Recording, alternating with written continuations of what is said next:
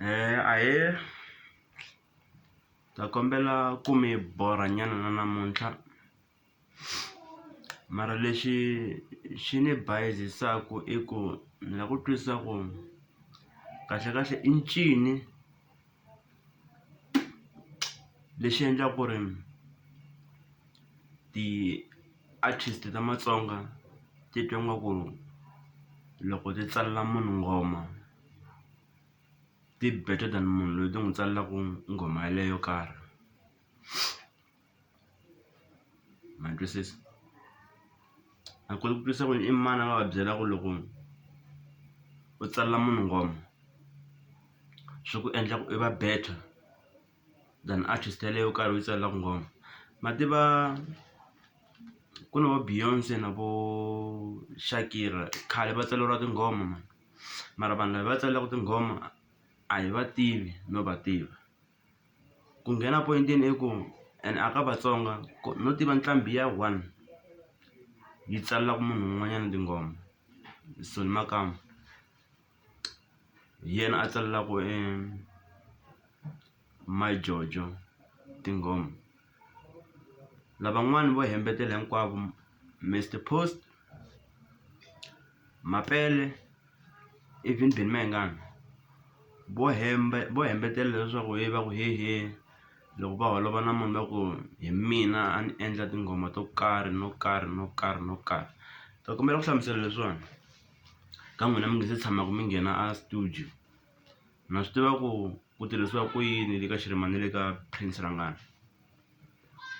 Na mina ni ze ni va ni ri ka group yin'wanyana a ku ri mina minkarhi yo tala ni tala ku kumeka ku ta ni na ti-chorus na ti-gimmick, mara sweswo swi nga ni endli ku ni va a swi nga ni endli ku ni nga a swi nga nyiki power ya ku ni nga ti ba xifuva ku hi mina mutsari wa tinghoma letiya.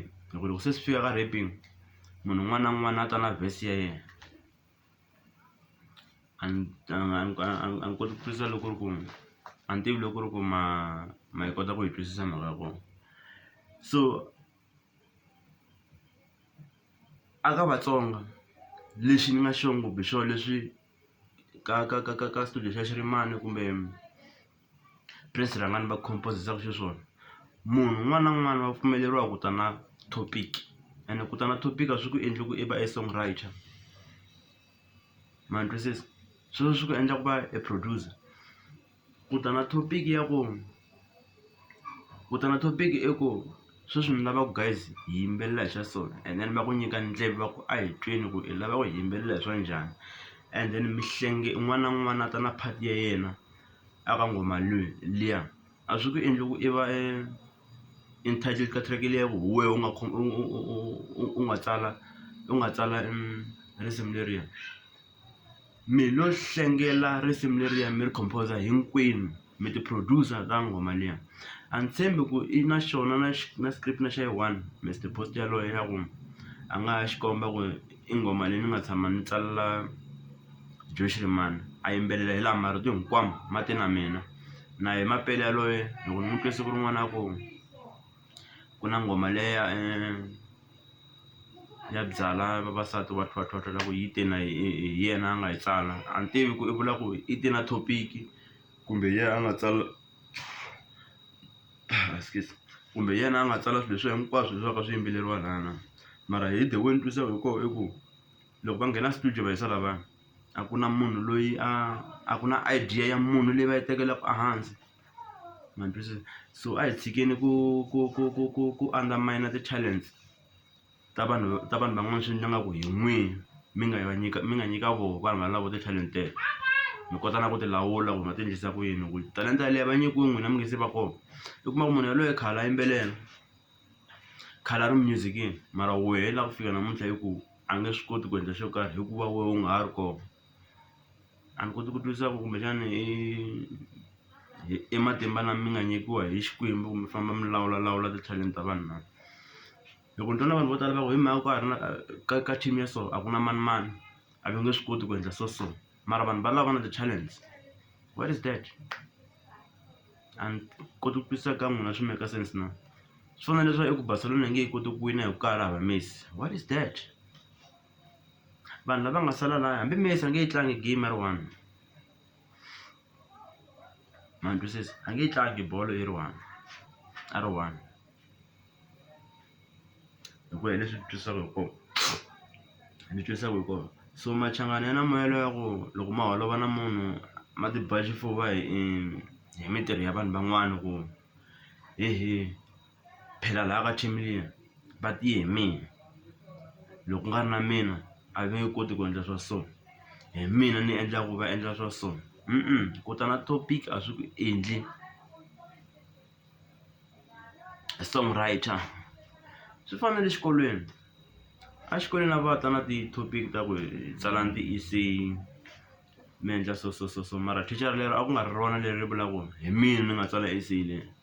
So ni ta kombela mi ya byela Mr Post ku na loko swi ri un'wana kumbexana a loya exikolweni a ta kota ku twisisa ku va songwriter na ku va composer i swimbirhi swo hambana, na ku va producer i swimbirhi swo hambana.